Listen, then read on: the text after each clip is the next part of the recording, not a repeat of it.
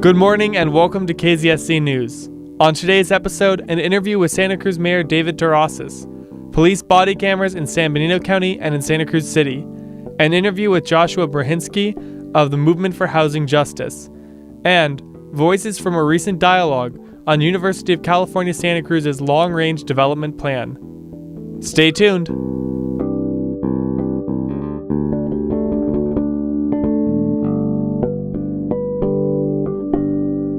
On Friday, March 2nd, KZSC's Bushwhackers Breakfast Club spoke with current Santa Cruz City Mayor David Terrezas about the homeless relocation in Santa Cruz, the 0.25% sales tax increase that will appear on the ballot in June, and about the creation of a budget review committee for the city. It's the Bushwhackers Breakfast Club. I'm Dangerous Dan. Golden Voice Gene. DJ Indecisive. Mayor David Terrezas. The mayor is in the house. This week, they closed the benchlands and moved the homeless up to the River Street encampment. As of 3:30 p.m. yesterday, when Police Chief Andy Mills came in, we looked at doing something creative to try and address the issues that were going on in the downtown, to find a place where we could actually concentrate folks, to get them connected with important county services, and also find a way where we can get them in a place so that, one, if they're able to find housing or find connections with places where they came from, we could do that in a centralized way. This is going to be a ballot measure in June. There was a third one, which is another sales tax increase, 0.25%, that would add $3 million to the city's coffers. This is a 0.25% sales tax. It's a general purpose tax that would go towards funding city services. It's not identified to apply for specific items. There was a revenue committee that met over the past 4 months that identified certain types of taxes that would be considered. It would bring us up to 9.25%, which is equivalent with Watsonville, but it would make us higher than Capitola and Scotts Valley and certainly unincorporated Santa Cruz County. Whenever there's a tax measure like this, you have a 0.25% sales tax. That that's the maximum level you could raise here in our city and also in Watsonville. They can't go any further. What happens is sometimes if you don't have that tax assigned to local, other regional tax proposals will come forward and secure that for another purpose. So another... so 9.25% is a statewide mandated maximum local sales tax. That's the max you can go. If that's the max you can go, does it come down to money management?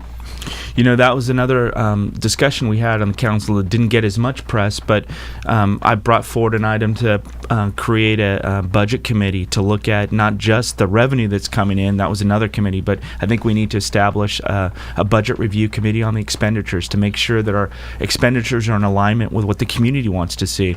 And so we'll be meeting with groups and have some folks that will join us to kind of scrutinize some of our expenditures and even look at some external reporting that we can get to see how our budget is aligned with other similar communities, similar cities, to make sure that are we spending more in one area that we need to really look at, realigning our budget to make sure that it's addressing our true community priorities. David Terrezas, Mayor, City of Santa Cruz, thank you for joining us here on the Bushwhackers Breakfast Club. Always a pleasure.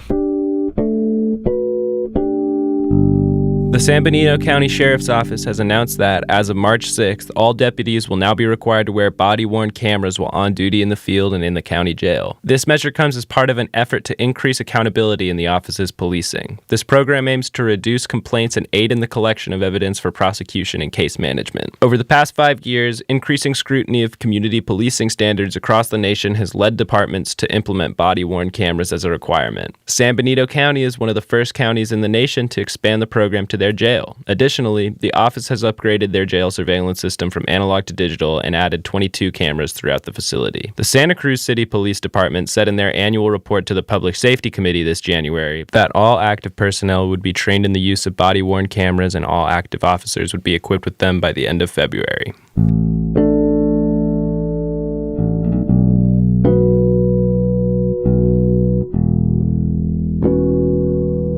KZSC News spoke with Joshua Brahinsky of the Movement for Housing Justice about their current signature gathering campaign for an initiative they want to see put on the ballot for this fall in Santa Cruz County. Their initiative hopes to introduce rent control and just cause for eviction legislation. Rent control sets limits on the amount landlords can charge for rent, while just cause eviction prevents renters from being evicted without certain standards or situations being met to justify their eviction. Everybody knows that Santa Cruz is in a massive housing crisis. So we are working right now to get a rent control initiative on the ballot for the fall, for November. We need to gather 8,000 signatures in the next several months. And we've been doing this since, I guess, February 11th, and are actually pretty much just exactly on target to meet that goal. Pressures on housing there's probably three major ones. And one is just that the San Jose, the Silicon Valley, has produced something like, I think it's in the range of 1.3 million jobs in the last 30 years and only about 1 million housing situations. So there's hundreds of thousands of people living over the hill who are looking for places to live. So that's one pressure. Another pressure is UCSC has grown massively, and it's supposed to grow another 10,000 in the next couple of years. And then it's a beautiful place to live, Santa Cruz is, and that's a problem. So all these three come together to create a situation where if you own something that you can rent, it's very possible to just keep moving the rents up. I think it all comes back down to what kind of community do we want to live in, right? Do we want to live in a place where there's only rich people and where everybody has to sit in traffic on their way in and out of town, and where any friends that you make who are not working at $100,000 a year jobs are just about to leave? Or would we rather have something that's a lot more diverse, a lot more stable, where we know our neighbors and we build a community that really, everybody can participate in?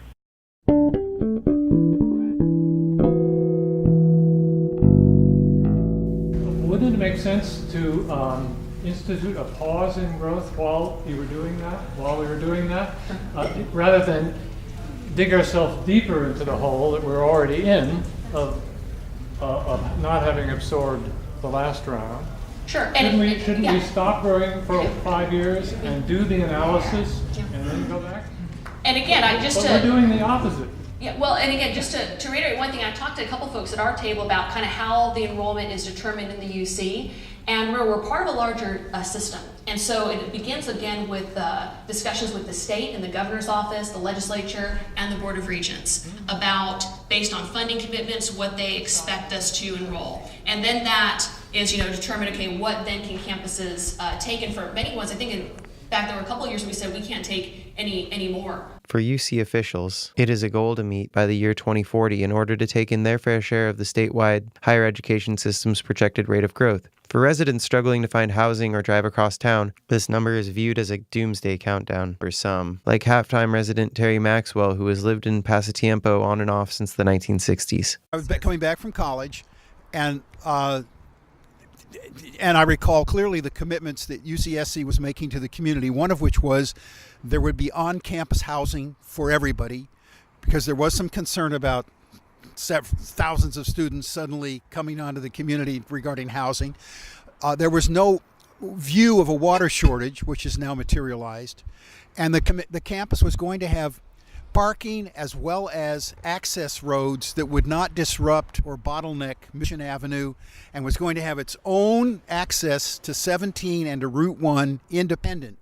So Vice Chancellor Latham told the crowd at the Paradox that UCSC will not be expanding its freshman class for 2018-19 from the 2017-18 admissions. Interim campus planner Jolie Kearns told KZSC that the campus is trying to build more housing for students, and noted that the housing crisis is stretching across California and is not isolated to Santa Cruz. The pressures on California right now are immense, and the housing crisis in Santa Cruz also is at its peak. For that reason, we're building a large project right now that will provide 3,000 beds. That's directly in response to that housing crisis, and this is fulfilling a demand that we've heard students want. This is housing for upper division juniors and seniors, for grad students, and for family students with families. I'm Daniel Martinez. This is Daniel Wootan. Snow Martin also contributed to this story. I'm Ty Gehring. Thank you for tuning in to KZSC News.